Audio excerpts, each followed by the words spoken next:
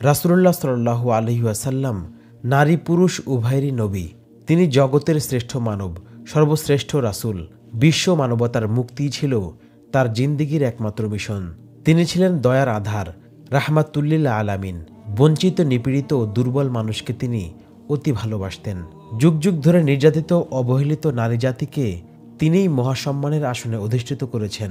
নির্যাতিতা অত্যাচারিতা নারী সমাজকে অবমাননার অতল গহ্বর থেকে টেনে তুলেছেন। মুক্তি দিয়েছেন বঞ্চনা ও পশুত্বের বন্দি দশা থেকে। রাসূলুল্লাহ সাল্লাল্লাহু আলাইহি ওয়াসাল্লামের যুগের মহিলারা ছিলেন নিজেদের অধিকার সম্পর্কে সম্পূর্ণ সচেতন। তাদের মধ্যে যে কোনো প্রশ্ন দেখা দিলে তৎক্ষণাৎ তা জানার জন্য রাসূলে আকরাম সাল্লাল্লাহু আলাইহি ওয়াসাল্লামের শরণাপন্ন হতেন। আর নবী করিম সাল্লাল্লাহু আলাইহি ওয়াসাল্লামও তাদের প্রশ্নগুলো মনোযোগ সহকারে শ্রবণ করে এগুলোর সন্তোষজনক জবাব দিতেন। একদিনের ঘটনা, হযরত আসমা বিনতে ইয়াজিদ আনসারী রাদিয়াল্লাহু আনহা এর মনে একটি গুরুত্বপূর্ণ প্রশ্ন দেখা দিল। অনেক চেষ্টা করেও তিনি এর সমাধান খুঁজে পেলেন না। শেষ পর্যন্ত তিনি বিশ্ব মানবতার মুক্তির দূত, সর্বশেষ ও সর্বশ্রেষ্ঠ রাসূল মুহাম্মদ সাল্লাল্লাহু আলাইহি ওয়াসাল্লামের দরবারে উপস্থিত হলেন। অতঃপর অনুমতি নিয়ে রাসূলুল্লাহ সাল্লাল্লাহু আলাইহি ওয়াসাল্লামকে সম্বোধন করে বললেন, ইয়া রাসূলাল্লাহ, আমার মাতা পিতা আপনার উপর কুরবান হোক। মুসলিম নারীদের প্রতিনিধি হয়ে আমি আপনার দরবারে উপস্থিত হয়েছি। নিশ্চয়ই আল্লাহ পাক নারী ও পুরুষ উভয়ের জন্য আপনাকে নবী করে পাঠিয়েছেন। তাই আমরা নারী মহলও আপনার উপর এবং আল্লাহর উপর ঈমান এনেছি। আমি আপনাকে একটি প্রশ্ন করতে চাই, আশা করি এর সন্তোষজনক জবাব দিয়ে আমাদের সকল নারীকে ধন্য করবেন। রাসূলুল্লাহ সাল্লাল্লাহু আলাইহি ওয়াসাল্লাম বললেন, তুমি নিঃসংকোচে তোমার প্রশ্ন বিবৃত করো। হযরত আসমা রাদিয়াল্লাহু আনহা বললেন, আমার প্রশ্ন হলো, আমরা ঘরের কোণে পর্দার অন্তরালে থেকে শুধু পুরুষদের আশা আকাঙ্ক্ষা ও মনোবাঞ্ছনা পূর্ণ করে থাকি। তাদের সন্তানদের আমরাই গর্ভে ধারণ করি। এতদ সত্ত্বেও পুরুষগণ অনেক ব্যাপারে পুণ্য প্রাপ্তির দিক দিয়ে আমাদের চেয়ে অগ্রগামী থাকে। যেমন তারা জুমার নামাজে শরিক হয়, জামাতে নামাজ পড়ে, রোগী দেখাশোনা করে, হজের পর হজ করে, সর্বোপরি তারা জিহাদে শরিক হয়।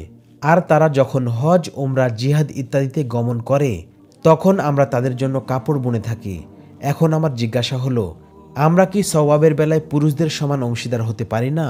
হযরত আসমা রাদিয়াল্লাহু আনহার বক্তব্য শুনে রাসূলুল্লাহ সাল্লাল্লাহু আলাইহি ওয়াসাল্লামের নুরানি চেহারা খুশিতে ঝলকিত হয়ে উঠল। তার গোটা মুখমণ্ডলে একটা স্নিগ্ধ হাসির বিদ্যুৎ চমক খেলে গেল। হৃদয় কারণে সঞ্চারিত হল উৎফুল্লতায় ভরা গভীর প্রশান্তি। তিনি সাহাবায়ে কেরামের দিকে মুখ ফিরে তাকালেন, বললেন, হে আমার সাহাবারা, ধর্মের ব্যাপারে এই মহিলার চেয়ে উত্তম প্রশ্নকারী তোমরা দেখেছ কি? সাহাবায়ে কেরাম বললেন, মেয়েরা যে এত বুদ্ধিমতী হয় এবং তারা যে এত সুন্দর এবং প্রজ্ঞাপূর্ণ প্রশ্ন করতে পারে তা আমরা কল্পনাও করতে পারিনি। অতঃপর নবিকুল শিরোমণি হযরত মুহাম্মদ সাল্লাল্লাহু আলাইহি ওয়াসাল্লাম হযরত আসমা রাদিয়াল্লাহু আনহাকে লক্ষ্য করে বললেন, আসমা, মনোযোগ দিয়ে শোনো, উত্তম রূপে বুঝে নাও। আর তুমি যেসব মেয়েদের প্রতিনিধি হয়ে এসেছ তাদেরকে বলে দিও, স্বামীর খেদমত করা এবং তার সন্তুষ্টি তালাশ করা উল্লেখিত সমস্ত সওয়াবেরই সমতুল্য। এ কথা শুনে হযরত আসমা রাদিয়াল্লাহু আনহা অত্যন্ত আনন্দিত হয়ে বাড়ি ফিরে এলেন। সম্মানিতা মা ও বোনেরা, দেখলেন তো দয়ার সাগর রাসূলুল্লাহ সাল্লাল্লাহু আলাইহি ওয়াসাল্লাম আপনাদের জন্য রাস্তা কত সহজ করে দিয়েছেন। আপনারা জুমা, জামাত, জানাজা ইত্যাদিতে শরিক না হয়েও এমনকি জিহাদের মতো কঠিন বিধান, যাতে যেখানে যে কোনো মুহূর্তে চিরকালের জন্য জীবন প্রদীপ নিভে যেতে পারে, সেই জিহাদে অংশগ্রহণ না করেও আপনারা পুরুষদের সমান সওয়াব ও মর্যাদা লাভ করতে পারেন। তবে এজন্য শর্ত হলো স্বামীর সেবা ও তাদের মানসা মোতাবেক জীবনযাপন করা। এ সামান্য একটু কাজ করতে পারলেই আপনারা বিনা পরিশ্রমে লক্ষ কোটি সওয়াবের অধিকারী হয়ে যাবেন। আপনাদের মর্যাদা উঁচু থেকে উঁচুতর হতে থাকবে। বস্তুত মেয়েদের জন্য স্বামীর সাথে সদ্ব্যবহার করা এবং তাদের অনুগত থাকা একটি অমূল্য সম্পদ। একদা সাহাবায়ে কেরাম নবী করিম সাল্লাল্লাহু আলাইহি ওয়াসাল্লামকে জিজ্ঞাসা করলেন, হে আল্লাহর রাসূল, অনারব লোকেরা আপন আপন রাজা বাদশাকে সিজদা করত সম্মান প্রদর্শন করে, অথচ সিজদা পাওয়ার আপনিই বেশি উপযোগী। রাসূলুল্লাহ সাল্লাল্লাহু আলাইহি ওয়াসাল্লাম বললেন, দেখো, সিজদা পাওয়ার উপযুক্ত একমাত্র আল্লাহ তাআলাই। যদি আল্লাহ ব্যতীত অন্য কাউকে সিজদা করার আদেশ আমি দিতাম, তবে নারীদের বলতাম তারা যেন নিজ নিজ স্বামীকে সিজদা করে। যতক্ষণ পর্যন্ত নারীরা আপন স্বামীর হক আদায় না করবে ততক্ষণ পর্যন্ত তারা আল্লাহর হক আদায় করতে পারবে না। অন্য এক হাদিসে রাসূলুল্লাহ সাল্লাল্লাহু আলাইহি ওয়াসাল্লাম বলেন, স্ত্রী যদি স্বামীর প্রতি অসন্তুষ্ট হয়ে ভিন্ন বিছানায় রাত কাটায়, তবে ফিরিস্তারা তার উপর অভিসম্পাত করতে থাকে। অপর এক হাদিসে নবী করিম সাল্লাল্লাহু আলাইহি সাল্লাম বলেন, দু ব্যক্তির নামাজ কবুলিয়াতের জন্য মাথার উপরও উঠতে পারে না। 1. মনিব থেকে পলায়নরত গোলাম। 2. স্বামীর অবাধ্য স্ত্রী। দাম্পত্য জীবনের দুই অভিযাত্রীর একজন স্বামী, অপরজন স্ত্রী। আল্লাহ তাআলার ইচ্ছায় এ জোড়ার সৃষ্টি, বিকাশ ও সংযোগ। আল্লাহ তাআলা পবিত্র কুরআনে বলেন, আমি তোমাদের মধ্য থেকে তোমাদের স্ত্রীদের সৃষ্টি করেছি যাতে তোমরা তাদের নিকট স্বস্তি খুঁজে পাও, আর তোমাদের মাঝে সৃষ্টি হয় আকর্ষণ, ভালোবাসা ও বন্ধুত্ব। সূরা রুম আয়াত 21। দাম্পত্য জীবনের আকর্ষণ, ভালোবাসা ও বন্ধুত্ব নিঃসন্দেহে আল্লাহ পাকের দান, কিন্তু এই গুরুত্বপূর্ণ সম্পর্ক ও বন্ধনটিকে দিক নির্দেশনাহীন ছেড়ে দেওয়া হয়নি। এর জন্য দেওয়া হয়েছে উৎকৃষ্ট মানের নির্দেশনা, আচার অনুষ্ঠান ও বিধিনিষেধ।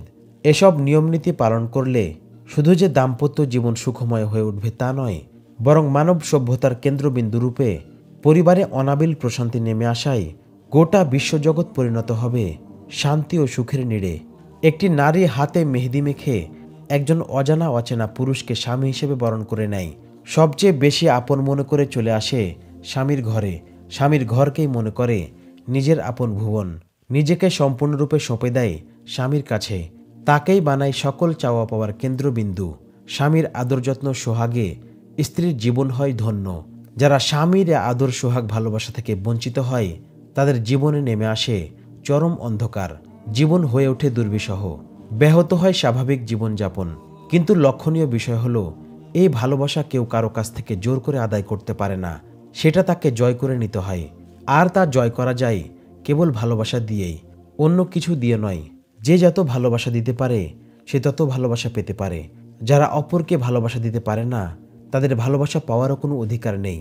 দাম্পত্য জীবনে প্রকৃত প্রেম ও নিখাত ভালোবাসার রূপরেখা কেমন হবে, এই দিক নির্দেশনাগুলো মনোযোগ সহকারে শুনলেই শ্রোতাদের নিকট তা দিবালোকের ন্যায় স্পষ্ট হয়ে উঠবে বলে আশা রাখি। এই দিক নির্দেশনাগুলো ওইসব মা বোনদের উদ্দেশ্যে বলা হলো যারা সত্যিকার অর্থেই প্রিয়তমের স্বামীর সন্তুষ্টি লাভে গভীরভাবে আগ্রহী, যাদের মনে চিরন্তন সত্য কথাটি বদ্ধমূল হয়ে আছে যে স্বামীকে খুশি রাখাই স্ত্রীর জীবনের প্রধান কাজ। তাকে খুশি রেখে দুনিয়া থেকে বিদায় নিতে পারলেই তার জন্য জান্নাত নির্ধারিত। এক কথায়, স্বামীর ভালোবাসা পেতে হলে এবং সুখী দাম্পত্য জীবন গঠন করে উভয় জাহানে সফলতা অর্জন করতে চাইলে একজন নারীকে অবশ্যই নিম্নের বিষয়গুলো মেনে চলা অপরিহার্য। অন্যথায় দাম্পত্য জীবন দুনিয়াতেই জাহান্নাম সদৃশ হতে বাধ্য। বিষয়গুলো হলো: 1. হাসিমাখা মুখ নিয়ে সেজেগুজে থাকুন। আল্লাহ পাক পুরুষ জাতিকে বিভিন্ন রুচি ও মন মানসিকতা দিয়ে সৃষ্টি করেছেন, তবে কিছু কিছু জিনিস এমন আছে যা সব ধরনের পুরুষের কেবল পছন্দই নয়, হৃদয়ের ঐকান্তিক কামনাও বটে। তার মধ্যে একটি হলো স্ত্রীর সাজসজ্জা ও হাসিমাখা মুখ। আর এটি স্ত্রী জাতির এমন এক প্রশংসনীয় গুণ যার মাধ্যমে অল্প দিনের মধ্যেই স্ত্রী তার স্বামীকে বশে আনতে সক্ষম। কোনো স্ত্রী যদি সর্বদা না পারলেও শুধু স্বামীর উপস্থিতির সময়টুকুতে হাস্যোজ্জ্বল চেহারা নিয়ে সেজেগুজে আকর্ষণীয় হয়ে থাকে, তাহলে তার স্বামী যত খারাপই হোক না কেন, একদিন না একদিন তার হৃদয়ে স্বীয় স্ত্রীর প্রতি গভীর ভালোবাসা জন্ম নেবেই। আর স্বামী যদি পূর্ব থেকে সচ্চরিত্রবান হয়ে থাকেন, তবে তো সোনায় সোহাগা। কেননা এমন স্বামী তখন স্ত্রীকে শতগুণে বেশি ভালোবাসবে, মোহাব্বত করবে। এটি বহু পরীক্ষিত বাস্তব সত্য কথা। সুতরাং সচেতন মুসলিম মা বোনদের নিকট সবিনয় আরজ করছি, আপনারা যারা স্বামীকে সীমাহীন পর্যায়ের খুশি করতে চান কিংবা স্বামীর ব্যাপারে এ ধরনের অভিযোগ করেন যে তিনি আমাকে হৃদয় দিয়ে ভালোবাসেন না, আমার খোঁজ খবর নেন না, আমার কথার কোনো মূল্যায়ন করেন না, আমাকে বিভিন্নভাবে কষ্ট দেন এবং তাচ্ছিল্যের চোখে দেখেন, শাশুড়ি ও ননদের পরামর্শ অনুযায়ী চলেন, তাদের কথা অক্ষরে অক্ষরে পালন করেন, আমার সন্তানদের প্রতি খেয়াল রাখেন না, অফিস বা দোকান থেকে ফিরেই সামান্য থেকে সামান্য বিষয় নিয়ে ধমকাতে থাকেন, অথবা স্বামীর ব্যাপারে আপনারা যদি এ ধরনের মারাত্মক অভিযোগও থাকে যে তিনি অন্য নারীর প্রতি আসক্ত, তার সাথে সময় কাটায়, ফষ্টি নষ্টি করে, কথাবার্তা বলে ইত্যাদি, তাহলে আজ থেকেই আপনারা বর্ণিত পদ্ধতিটি অবলম্বন করতে শুরু করুন। অর্থাৎ কমপক্ষে ততক্ষণ পর্যন্ত সেজেগুজে পরিপাটি হয়ে থাকুন যতক্ষণ স্বামী ঘরে থাকে। যদি জানা থাকে যে তিনি দিবারাত্রির এ সময়টিতে বাসায় ফিরেন, তবে এ সময় আসার সামান্য পূর্বেই হাতের কাজ রেখে দিন। অতপর হাত মুখ ধুয়ে মিসওয়াক করে বা প্রয়োজনে গোসল সেরে ঘরে রক্ষিত সাজসজ্জার যাই আছে তা দিয়েই আয়নার সামনে দাঁড়িয়ে নিজেকে আকর্ষণীয় করে তুলুন। আল্লাহ তাআলা আপন মেহেরবানি দ্বারা আপনাকে যতটুকু রূপ সৌন্দর্য দান করেছেন তার শুকরিয়া আদায় করো তো বৈধ সাজসজ্জার মাধ্যমে স্বামীকে নিজের দিকে আকৃষ্ট করতে আন্তরিকভাবে সচেষ্ট হন। আমি জোর দিয়েই বলতে পারি, আপনি সুন্দর, শ্যামলা, কালো, যাই হন না কেন, আপনার দৈহিক অবয়ব যেমনই হোক না কেন, যদি আপনি হৃদয় নিংড়ানো সমস্ত ভালোবাসাকে একত্রিত করে স্বামীকে আনন্দ দানের খালেস নিয়তে সাজতে পারেন, আর ঘরে অন্য কেউ না থাকলে ভুবন মোহিনী একটি মিষ্টি হাসি উপহার দিয়ে তাকে স্বাগত জানাতে পারেন। অতঃপর কয়েক মিনিট স্বামী স্ত্রী সুলভ আচরণ সেরে তাকে জিজ্ঞাসা করতে পারেন, ও আমার হৃদয়ের স্পন্দন, চোখের জ্যোতি, কেমন আছেন আপনি? বাসায় ফিরতে কোনো অসুবিধা হয়নি তো? দুপুরে কি খেয়েছেন? বাসে সিট পেয়েছিলেন তো? ইত্যাদি। তাহলে দেখবেন অল্প দিনের মধ্যেই আপনার সকল অভিযোগ তুলোর মতো বাতাসে উড়ে গেছে। এবার আপনি অভিযোগ করবেন তো দূরের কথা, তার প্রশংসা করেও শেষ করতে পারবেন না। হযরত আবুল আসাদ রাদিয়াল্লাহু আনহু একদা আপন কন্যাকে উপদেশ দিতে গিয়ে বলেছিলেন, স্বামীর জন্য সাজসজ্জা ও রূপচর্চার প্রতি লক্ষ্য রাখবে, চোখে সুরমা ব্যবহার করবে, কারণ চক্ষু যৌবনের শ্রী বৃদ্ধিকারী সর্বোত্তম প্রসাধনী হল সুরমা, আর নিয়মিত সুগন্ধি ব্যবহার করবে।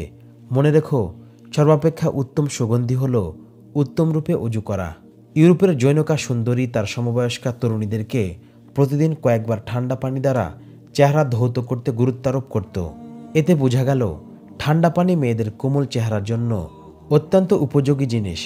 আপনি আপনার প্রাণোচ্ছল হাসিকে কেবল স্বাগত জানানোর মধ্যেই সীমাবদ্ধ রাখবেন না, বরং স্বামী যতক্ষণ ঘরে থাকবেন ততক্ষণ তার সাথে হাসি মুখে কথা বলুন।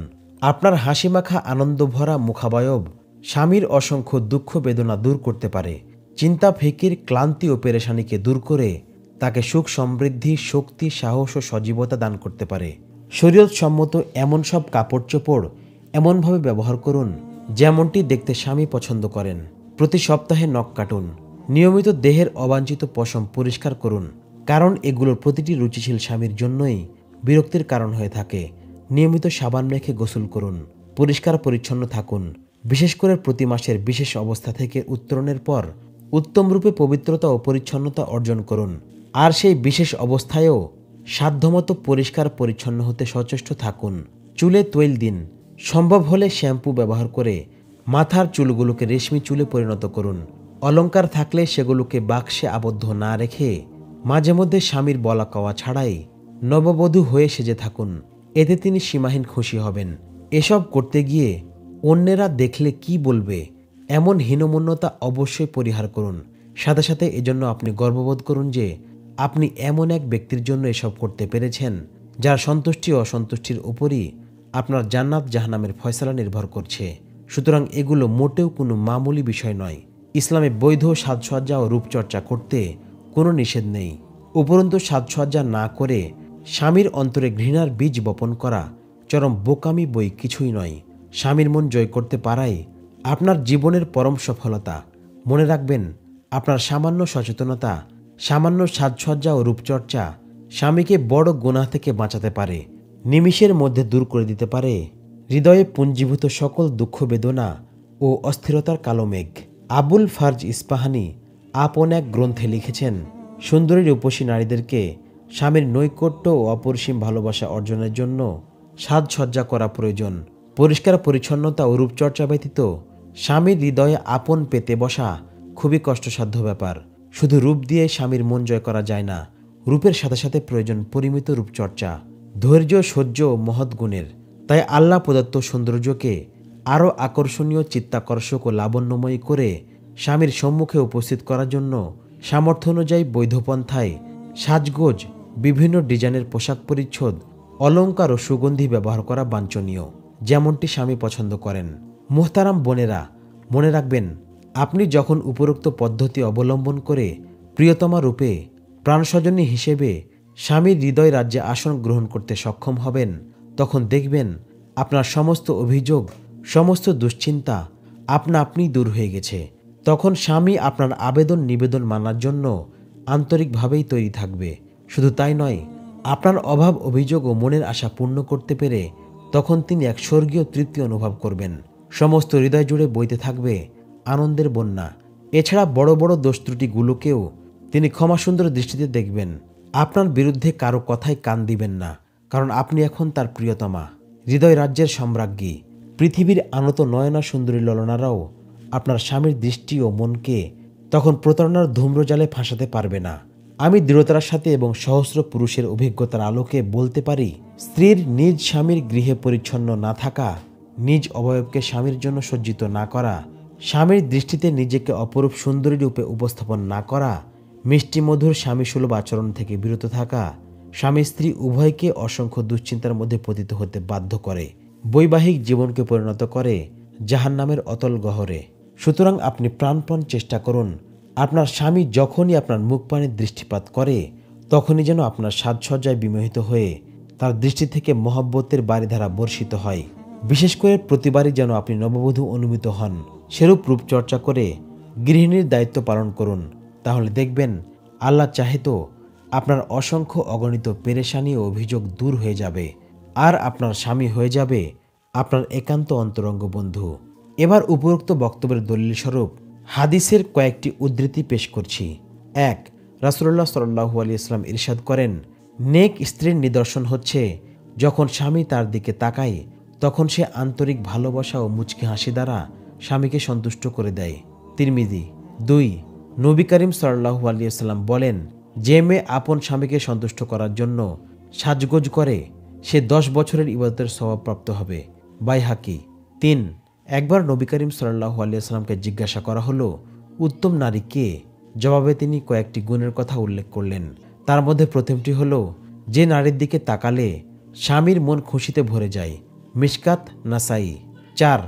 আবু সাঈদ খুদরি রাদিয়াল্লাহু আনহু থেকে বর্ণিত, রাসূল সাল্লাল্লাহু আলাইহি ওয়াসাল্লাম বলেছেন, যখন কোনো স্বামী বাহির থেকে ঘরে প্রবেশ করে মহব্বতের দৃষ্টিতে স্ত্রীর দিকে তাকায় আর অনুরূপ ভালোবাসার দৃষ্টিতে স্ত্রীও স্বামীর দিকে তাকায়, তখন আল্লাহ তাআলা উভয়ের দিকে রহমতের দৃষ্টিতে তাকান। কানজুল উম্মাল, খণ্ড 16, পৃষ্ঠা 276। 2. শ্রদ্ধাশীল হন, অনুগত থাকুন। শ্রদ্ধা ও আনুগত্য শব্দ দুটি একটি অপরটির সাথে ওতপ্রোতভাবে জড়িত। যেখানে শ্রদ্ধা আছে সেখানে আনুগত্য আছে, যেখানে শ্রদ্ধা নেই সেখানে আনুগত্যও নেই। স্বামী স্ত্রী একে অপরের বন্ধু, কিন্তু পাশাপাশি স্বামী শ্রদ্ধা ও কৃতজ্ঞতার পাত্রও বটে। সুতরাং স্ত্রী যদি বিবাহের পূর্বেই মনের ভিতরে কথা গেঁথে নেয় যে স্বামী আমার শিরোমণি, মাথার তাজ, সর্বাধিক শ্রদ্ধা পাওয়ার উপযুক্ত, তবে তার পক্ষে স্বামীর আনুগত্য করা, স্বামীর প্রতিটি আদেশ নিষেধ মেনে চলা খুবই সহজ হবে। কেননা সাধারণ নিয়ম এই যে, যে যাকে শ্রদ্ধা করে সে তাকে মেনে চলে, মেনে চলার জন্য আন্তরিকভাবে তৈরিও থাকে। যে সকল স্ত্রী নিজেকে স্বামীর সমকক্ষ মনে করে তাদের পক্ষে স্বামীর প্রতি সত্যিকার আনুগত্য প্রদর্শন কখনোই সম্ভব হয় না। স্বামীর আদেশ নিষেধ পালন করাকে নিজের জন্য হেই বলে মনে করে, কারণ দুনিয়ার সাধারণ নিয়মও এই যে মর্যাদায় পরস্পর সমান। এরূপ ব্যক্তিরা একে অপরকে নির্দেশ দিলে তা অন্যের জন্য বোঝা বলেই প্রতীয়মান হয়, অনেক ক্ষেত্রে বিরক্তিরও কারণ হয়ে দাঁড়ায়। মোট কথা, দাম্পত্য জীবনের মূল কথা হলো স্বামীর মহত্ব, বড়ত্ব ও শ্রদ্ধাকে আপন হৃদয়ে স্থান দেয়া, আর এ কথাও ভালো করে স্মরণ রাখা যে তিনি আমার স্বামী, শুধু এতটুকুর জন্যই তিনি শ্রদ্ধার উপযুক্ত, অন্য কোনো গুণের কারণে নয়। কেননা রাসূলুল্লাহ সাল্লাল্লাহু আলাইহি ওয়াসাল্লাম শুধু স্বামীর সেবা ও আনুগত্য করার কথা বলেছেন। তিনি কথা বলেননি যে স্বামী যদি এমন কোনো গুণের অধিকারী হয় তাহলে তোমরা তাদের সেবা ও আনুগত্য করিও, অন্যথায় নয়। এক কথায়, স্বামী কেবলই স্বামী হওয়ার কারণে শ্রদ্ধা ও ভক্তি পাওয়ার উপযুক্ত। সুতরাং কোনো স্ত্রী যদি মনে করে যে আমার স্বামী দিনদার নয়, কিংবা তার কোনো ডিগ্রি নেই, অথবা তিনি দেখতে শুনতে ভালো নন, তাই তিনি শ্রদ্ধা পাওয়ারও উপযুক্ত নন। সম্মানিত শ্রোতা, আপনারাই বলুন, রাসূলুল্লাহ সাল্লাল্লাহু আলাইহি ওয়াসাল্লামের হাদিস মোতাবেক উক্ত স্ত্রীর ধারণাটা কি মারাত্মক ভুল নয়? এরূপ ধারণা পোষণ করা কি চরম নির্বোধিতা নয়? অবশ্যই। তাই মা বোনদের প্রতি বিনীত অনুরোধ, স্বামীর সর্বাধিক শ্রদ্ধার পাত্র এ ছোট্ট বাক্যটি হৃদয়ে বসানোর চেষ্টা করুন। তাকে কষ্ট দিবেন না, কষ্ট দেওয়ার চেষ্টাও করবেন না। স্বামীর হক সম্পর্কিত বিভিন্ন ধর্মীয় বই পুস্তক পড়ুন, তাহলে দেখবেন স্বামীর মন কিভাবে জয় করতে হয় তা আপনাকে বুঝিয়ে দিতে হবে না। তখন আপনি নিজেই আপন বুদ্ধিমত্তা দিয়ে স্বামীর মেজাজ, স্বভাব, মনের গতি, মনের কামনা বাসনার প্রতি সম্যক অবগতি লাভ করে সে অনুপাতে চলতে চেষ্টা করবেন। এমত অবস্থায় স্বামীর অধিকার সম্পর্কিত কোনো কথা শুনলে কিংবা এ জাতীয় কোনো গ্রন্থ হাতে পড়লে আপনি কেবল খুশিই হবেন না, মন থেকে লেখককে ধন্যবাদও দিবেন। এবার আলোচ্য বিষয়টুকু সম্পর্কে পবিত্র কুরআনের একখানা আয়াত ও রাসূলুল্লাহ সাল্লাল্লাহু আলাইহি ওয়াসাল্লামের দুইখানা হাদিস পেশ করছি। 1. আল্লাহ পাক বলেন, সতী নারীরা স্বামীদের অনুগত হয় এবং স্বামীদের অনুপস্থিতিতে আল্লাহ যা হেফাজত করার নির্দেশ দিয়েছেন তা হেফাজত করে। সূরা নিসা আয়াত 34। 2, রাসূলুল্লাহ সাল্লাল্লাহু আলাইহি সাল্লাম বলেন, যে মহিলা নিজ স্বামীর উপর অবজ্ঞা প্রদর্শন করে এবং অকারণে অসন্তুষ্টি প্রকাশ করে তার উপর আল্লাহ লানত পতিত হয়। ইরশাদে নববী 80। 3, হযরত মুয়াজ বিন জাবাল রাদিয়াল্লাহু তাআলা আনহু থেকে বর্ণিত, রাসূলুল্লাহ সাল্লাল্লাহু আলাইহি সাল্লাম বলেন, যখন কোনো মহিলা তার স্বামীকে কষ্ট দেয় তখন আল্লাহ তাআলার পক্ষ থেকে স্বামীদের স্ত্রীরূপে নির্ধারিত বেহেশতের ডাগর চোখ বিশিষ্ট হুরগণ দুনিয়ার স্ত্রীদেরকে লক্ষ্য করে বলতে থাকে, তুমি তাকে কষ্ট দিও না, কারণ সে তো তোমার কাছে কয়েকদিনের মেহমান মাত্র, শীঘ্রই সে তোমাদের ছেড়ে আমাদের নিকট চলে আসবে। তিরমিজি। 3, ক্ষমা চাইতে অভ্যস্ত হন। স্ত্রী সর্বদাই স্বামীকে খুশি রাখতে চাইবে, অত্যন্ত হুঁশিয়ার থাকবে যেন তার কোনো কথা বা কাজ দ্বারা স্বামী মনে কষ্ট না পান, নাখোশ না হন। কিন্তু এরপরেও যদি স্বামী কোনো কারণে অসন্তুষ্ট হয়ে যান তাহলে সাথে সাথে তার কাছে ক্ষমা চেয়ে নেবেন, প্রয়োজনে পা ধরে মাপ চাইবেন। যখন দেখবেন তিনি অন্তর থেকে মাপ করে দিয়েছেন তখনই কেবল স্বস্তিবোধ করবেন, খুশি হবেন, এর আগে নয়। কেননা স্বামীকে নারাজ রেখে কোনো দিনদার ও বুদ্ধিমতী স্ত্রী খুশি থাকতে পারে না, বরং সে তো তখন এ কথা ভেবে অস্থির হয়ে পড়বে যে যদি এমন অবস্থায় আমার মৃত্যু এসে যায় তাহলে তো আমার জন্য জাহান্নাম অবধারিত।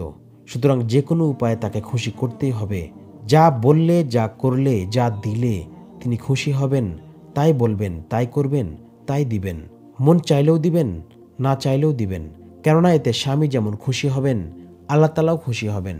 মোট কথা, স্বামী অসন্তুষ্ট হয়ে মুখ ভার করে রাখলে আপনিও তখন গাল ফুলিয়ে বসে থাকবেন না, বরং তাকে খুশামদ ও তোষামদ করে অনুনয় বিনয় করে রাজি খুশি করে দিবেন। এক্ষেত্রে আপনার যদি কোনো অপরাধ নাও থাকে তবু আপনি রাগ করবেন না, বরং নিজেকে অপরাধী সাজিয়ে তার কাছে ক্ষমা প্রার্থনা করবেন এবং একে গর্বের বিষয় মনে করবেন। হাদিসে রাসূলুল্লাহ সাল্লাল্লাহু আলাইহি ওয়াসাল্লাম বেহেশতি লোকদের বর্ণনা দিতে গিয়ে বলেন, ওই মহিলাও বেহেশতি যে গোস্বা অবস্থায় স্বামীর হাত ধরে বলে যে, যতক্ষণ পর্যন্ত না আপনি রাজি না হবেন ততক্ষণ পর্যন্ত আমি ক্ষণিকের জন্যও কিছু খাবো না, এবং অবশেষে তাকে রাজিও করে ফেলে। হাবিউল আরওয়াহ 114। 4, বিরোধিতার পথ পরিহার করুন। পুরুষের সবচেয়ে উল্লেখযোগ্য বৈশিষ্ট্য হল সে নিজের বিষয়ে কারো বিরোধিতা বরদাস্ত করতে পারে না। বিশেষ করে স্ত্রী বিরোধিতা করলে তার মেজাজ অগ্নিতুল্য হয়ে যায়। তাই আপনি যদি দাম্পত্য জীবনকে ধ্বংসের হাত থেকে রক্ষা করতে আন্তরিকভাবে প্রয়াসী হয়ে থাকেন তবে অনুগ্রহ করে স্বামীর বিরোধিতা করবেন না। কোনো দাবি বা বক্তব্য থাকলে তা অন্য সময় অন্য কোনো পন্থায় উপস্থাপন করুন। মনে রাখবেন, বুদ্ধিমতী স্ত্রী কখনো প্রকাশ্যে স্বামীর বিরোধিতা করে না। কোনো বিষয়ে মনের খেলাপ হলেও তৎক্ষণাৎ তা প্রকাশ করে না, বরং এমন সময় খুঁজতে থাকে যখন বললে স্বামী অসন্তুষ্ট হবে না, আবার কথাও কার্যকর হবে। স্বামী যদি রাগান্বিত হয়ে গালমন্দ করেন তাহলে নীরবে ধৈর্য ধারণ করবেন। কখনোই স্বামীর মুখের উপর প্রত্যুত্তর করবেন না, তর্কে লিপ্ত হবেন না। রাগ থেমে গেলে দেখবেন স্বামী নিজেই লজ্জিত হবে এবং আপনার প্রতি আরও খুশি হবে, আর ভবিষ্যতে ইনশাআল্লাহ আপনার প্রতি কখনো রাগান্বিত হবেন না। পক্ষান্তরে যদি উত্তর দিতে যান তাহলে কথা কাটাকাটি হতে হতে তা কোন পর্যায়ে গিয়ে পৌঁছে তা আল্লাহই ভালো জানেন। 5, স্বামীর উপহার আনন্দচিত্তে গ্রহণ করুন। স্বামী যদি আপনার জন্য কোনো জিনিস শখ করে কিনে আনেন তবে তা অত্যন্ত খুশি মনে গ্রহণ করুন। চাই উহা আপনার পছন্দ হোক বা না হোক, কখনো এরূপ বলবেন না যে এটা আমার পছন্দ হয়নি, এত দাম দিয়ে মানুষ এগুলো কিনে নাকি, ইত্যাদি। কারণ এতে স্বামী মনক্ষুণ্ণ হবেন, এরপর আর কোনো জিনিস আনতে মন চাইবে না। আর যদি আনন্দ চিত্তে গ্রহণ করেন তাহলে স্বামীর হিম্মত বাড়বে এবং ভবিষ্যতে আরও ভালো জিনিস আনার চেষ্টা করবেন। 6, সন্দেহ প্রবণতা থেকে মুক্ত থাকুন। স্বামীকে ভালো করে না বুঝে অহেতুক সন্দেহ করা থেকে বিরত থাকুন। এতে স্বামীর উপর থেকে আপনার বিশ্বাস হারিয়ে যেতে পারে। আর বিশ্বাস হলো ভালোবাসার মূল মন্ত্র বা ভিত্তি। যেখানে বিশ্বাস নেই সেখানে ভালোবাসাও নেই। তাই ছোটোখাটো কোনো বিষয় দেখেই স্বামীকে দোষারোপ করবেন না, তার ওপর অপবাদ উঠাবেন না। যেমন বললেন, আপনাকে অমুক মহিলার সাথে হাসতে দেখেছি, তার কাছে এত আসা যাওয়া কেন? মনে হয় তার প্রেমে পড়েছেন, তার সাথে বসে কি করেন? কারণ স্বামী যদি প্রকৃতপক্ষে নিরপরাধ হয়ে থাকেন এবং বিশেষ কোনো কারণ বা অবস্থার পরিপ্রেক্ষিতেই এরূপ হয়ে থাকে তাহলে তো এটা আপনার অন্যায় হবে এবং অত্যন্ত খারাপ প্রতিক্রিয়ার সৃষ্টি করবে। আর যদি বাস্তবে অপরাধী হয়ে থাকে তবুও আপনার চাপ প্রয়োগে তার জিদ আরও বেড়ে যাবে। স্মরণ রাখবেন, এভাবে চাপ দিয়ে কিংবা কটু কথা বলে কখনোই তাকে এসব কর্মকাণ্ড থেকে ফিরাতে পারবেন না। আপনি যদি সত্যিকার অর্থেই নিজের এবং স্বামীর কল্যাণ কামনা করেন, তাহলে তাকে নীরবে বুঝান, আন্তরিক ভালোবাসা ও সেবা দিয়ে আরও বেশি পরিমাণে তার প্রিয়পাত্র হওয়ার চেষ্টা করুন। এতে যদি তিনি না ফিরেন, তাহলে ধৈর্য ধারণ করুন। পুরুষের মেজাজে যেহেতু কঠোরতা রয়েছে, তাই বাড়াবাড়ি করতে গেলে আপনারই ক্ষতি হবে। 7. স্বামীর মনোবাসনা পূরণ করুন। স্বামীগণ নিজ নিজ স্ত্রীকে হৃদয় দিয়ে ভালোবাসবে, হাস্য রসিকতা করবে, আদরে সোহাগে মাতিয়ে রাখবে। অনুরূপভাবে স্ত্রীরাও প্রতিউত্তরে হাসির ফোয়ারায় হৃদয় সিক্ত করে স্বামীর ভালোবাসা জয় করবে। এটাই তো দাম্পত্য জীবনের স্বাভাবিক চিত্র। তবে সাথে সাথে স্বামীর মনোবাসনা পূর্ণ করা, যা মুহাব্বত ও ভালোবাসার চূড়ান্ত রূপ, সেদিকেও যথেষ্ট খেয়াল রাখতে হবে। সেক্ষেত্রে কোনো অবস্থাতেই বিনা কারণে বিলম্ব কিংবা অনীহা ভাব প্রকাশ করা যাবে না। কেননা এমত অবস্থায় অনীহা প্রদর্শন করলে বিবাহ করার মূল উদ্দেশ্যই ব্যাহত হতে পারে। শুধু তাই নয়, আল্লাহ না করুন, এরূপ ক্ষেত্রে বারবার বিলম্ব বা অধিকাংশ সময় গুরুত্ব না দিলে কারো কারো বেলায় বিপদগামী হওয়ারও সম্ভাবনা রয়েছে। আর এ বিষয়টি অত্যাধিক গুরুত্বপূর্ণ হওয়ার কারণেই রাসূলুল্লাহ সাল্লাল্লাহু আলাইহি ওয়াসাল্লাম মেয়েদেরকে এ ব্যাপারে সাবধান ও সচেতন করতে গিয়ে বলেছেন, যদি কোনো ব্যক্তি তার স্ত্রীকে আপন মনোবাসনা পূরণের জন্য আহ্বান করে আর সে কোনো সরই ও জোর বা অপারগতা ছাড়া স্বামীর ডাকে সাড়া না দেয়, তবে ভোর পর্যন্ত ফেরেশতারা তার উপর লানত করতে থাকে। বুখারী। অপর এক হাদিসে রাসূল করিম সাল্লাল্লাহু আলাইহি ওয়াসাল্লাম ইরশাদ করেন, যখন স্বামী তার স্ত্রীকে নিজের প্রয়োজন পূর্ণ করার জন্য ডাকে, তখন স্ত্রীর উপর ওয়াজিব সঙ্গে সঙ্গে ডাকে সাড়া দিয়ে নিজেকে স্বামীর সামনে পেশ করা, যদিও সে রন্ধনরত অবস্থায় থাকুক না কেন। তিরমিজি। এ হাদিস দ্বারা বোঝা গেল, স্ত্রী যে কোনো কাজে ব্যস্ত থাকুক না কেন, স্বামী তার আপন চাহিদা পূর্ণ করতে চাইলে স্ত্রীকে তখন অবশ্যই স্বামীর মনোবাসনা পূর্ণ করার জন্য এগিয়ে আসতে হবে।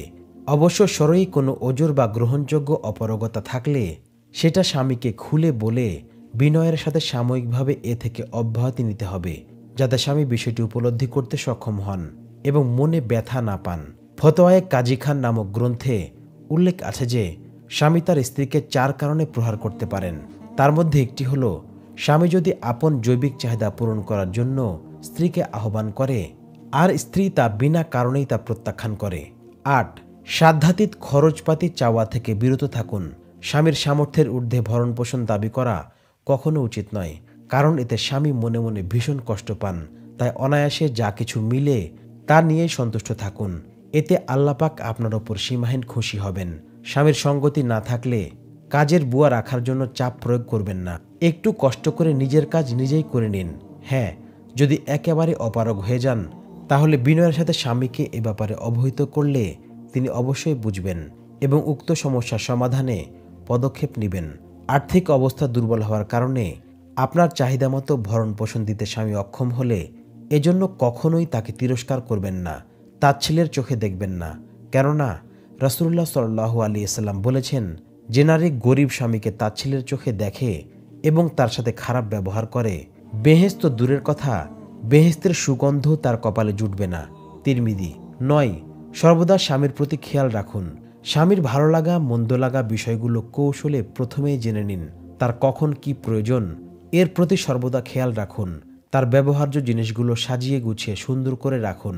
যখন যা প্রয়োজন এগিয়ে দিন। অজুর প্রয়োজন তো বদনা ভরে পানি দিন। গোসলের প্রয়োজন হলে টিউবওয়েল চেপে বা ট্যাপ ছেড়ে পানির ব্যবস্থা করুন। শীতকাল হলে পানি গরম করে দিন। অজু গোসল শেষ হলে গামছা বা তোয়ালে হাতে তুলে দিন। আরও বেশি পুণ্য লাভ করতে চাইলে স্বহস্তে শরীর মুছে দিন। বের হওয়ার সময় জুতোগুলো পরিষ্কার করে দরজার সামনে রেখে দিন। সম্ভব হলে নিজের হাতে জুতা মোজা পরিয়ে দিন। সফর থেকে এলে সর্বপ্রথম তার হাল অবস্থা জিজ্ঞাসা করুন।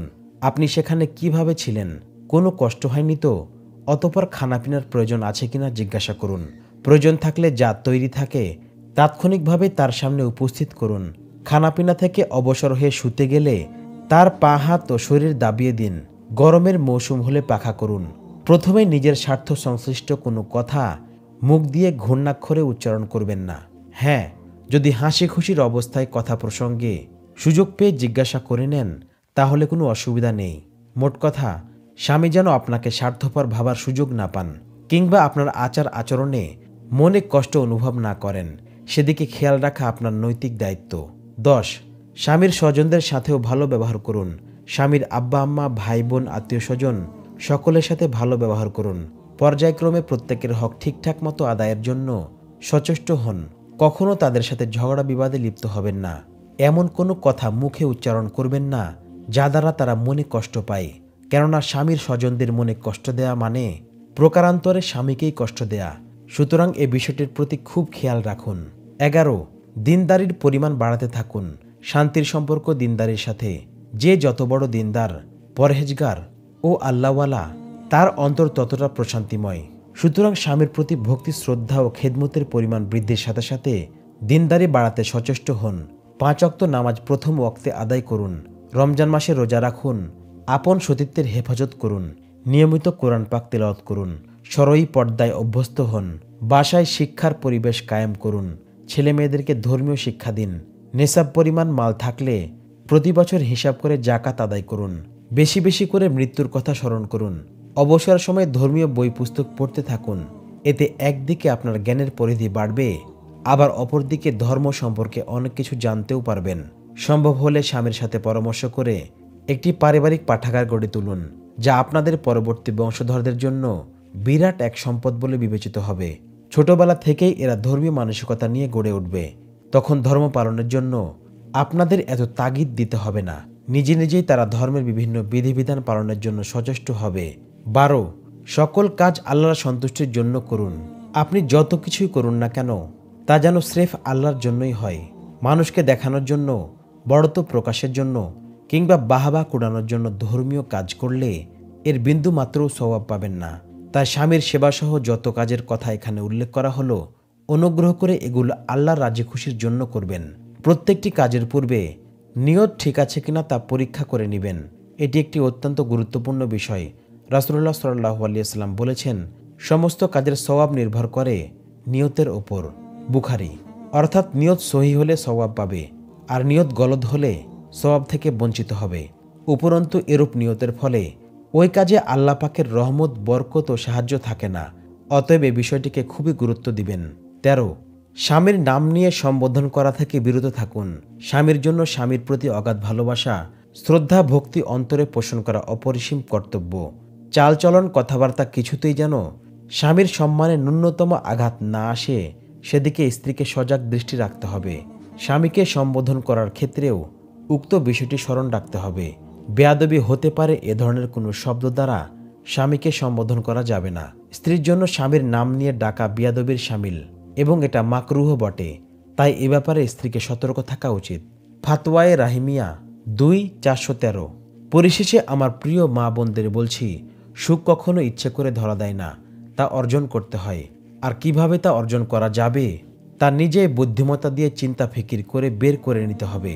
আমি কেবল আপনাদের একটি রাস্তা দেখিয়ে দিলাম, তবে মনে রাখবেন এ পথে চলতে প্রয়োজন হবে আপনার ঈমানদীপ্ত আন্তরিকতা ও কঠোর শ্রম সাধনা। তবেই হাতে পাবেন সুখ নামক সোনার হরিণটি। আল্লাহ পাক আমাদের তৌফিক দিন। আমিন। সূত্র হেকায়েতে সাহাবা।